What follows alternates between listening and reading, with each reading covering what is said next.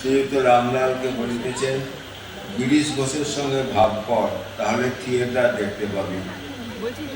নরেন্দ্র হাজরা মহাশয়ের সঙ্গে বাহিরের বারান্দায় অনেকক্ষণ গল্প করিতেছিলেন।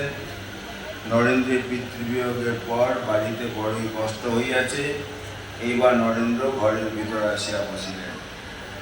শ্রীরামকৃষ্ণ নরেন্দ্রের প্রতি, তুই কি হাজরার কাছে বসেছিলি? তুই বিদেশিনী, সে বিরোহিনী। হাজরারও ১,৫০০ টাকা দরকার। হাজরা বলে, নরেন্দ্রের ১৬ আনা সত্যগুণ রয়েছে, একটু লালচে রজগুণ আছে। আমার বিশুদ্ধ সত্য ১৭ আনা। সকলের হাস্য। আমি যখন বলি তুমি কেবল বিচার করো তাই শুষ্ক, সে বলে আমি সৌরসুধা পান করি তাই শুষ্ক।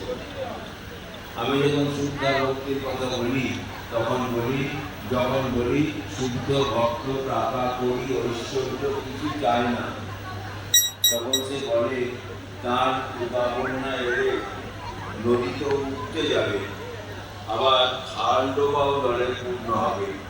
শুদ্ধা ভক্তিও হয়, আবার শরীশ্বর্যও হয়, টাকা করিও হয়।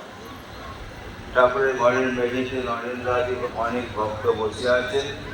গিরিশও আসিয়া বসছে। শ্রীরামকৃষ্ণ গিরিশের প্রতি, আমি নরেন্দ্রকে আত্মার স্বরূপ জ্ঞান করি, আর আমি ওর অনুগত। গিরিশ, আপনি কারই বা অনুগত নন?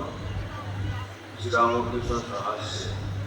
ওর মধ্যে ভাব, অর্থাৎ পুরুষ ভাব, আর আমার মেরি ভাব, অর্থাৎ প্রকৃতি ভাব। নরেন্দ্রের পুটু ঘর, অখণ্ডের ঘর।